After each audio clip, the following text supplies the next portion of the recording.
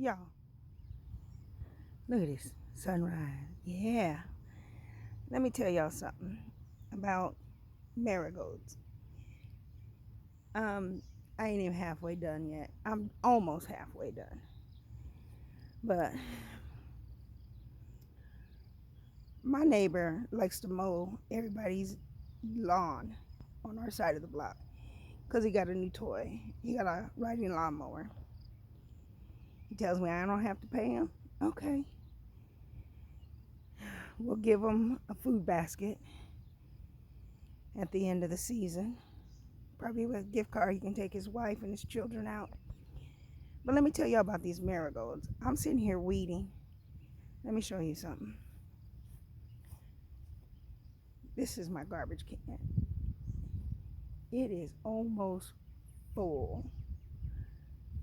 And it is roughly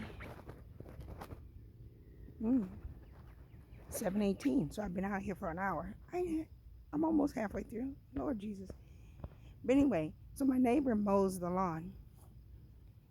And all these seeds that have blown all over the lawn and started to grow. These marigold seeds. I didn't pull the marigolds last winter or last fall. But see, they growing everywhere.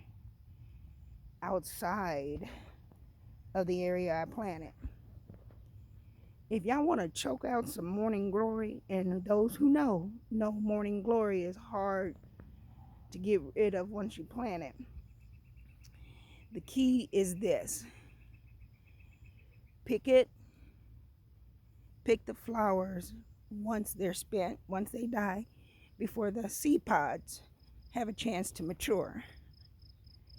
Look, y'all, here's a morning glory.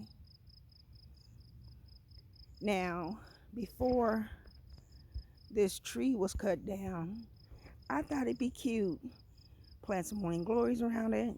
It'll climb up the tree into the branches. It was cute, y'all, but it didn't go too high. But anyway, so last summer, I had a lot of morning glory, so I planted them. Not morning glory, marigolds. So I planted them, and in this area after the tree was cut down. So I was like, okay, science experiment number 2000. I'm gonna have to start numbering these for real. So I didn't pull the marigold bushes. I let the seeds fall where they might. The wind carry them where they might. The wind carried it halfway across my lawn, almost to the curb. You see where that curb is, y'all? There was morning glories that way. Morning glories this way, on the other side of the trash. Morning glories halfway up my lawn. I keep saying morning glory. Marigolds. Marigolds, marigolds, marigolds. Anyway, I'm thinning out, weeding this area. These marigolds choke out everything. This thing is so thick. I thought I was going to have to come in here and, thin it out. But hey, experiment number 2020.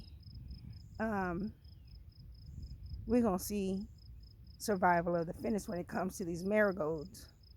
Yes, as I was thinning this area, I noticed there were some really small marigolds growing.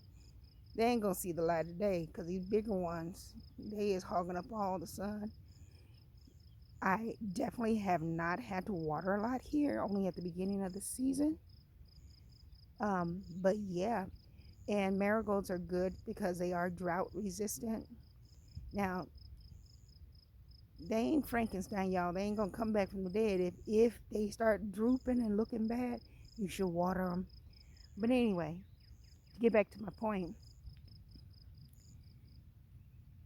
I know there are a lot more morning glory seeds in this bed, but they sure is choking them out. They choking them out, y'all. The only other thing that's thriving in here is the clover, the sweet clover. And the rabbits have been up here all spring and early summer eating on that and hiding from the hawks and what are the birds that are flying around here? I've seen a hawk come down and get a baby rabbit, y'all. Survival of the fittest. But anyway, that was my star of Persia. Star of Persias are a spring flower. They don't last too much longer through the summer.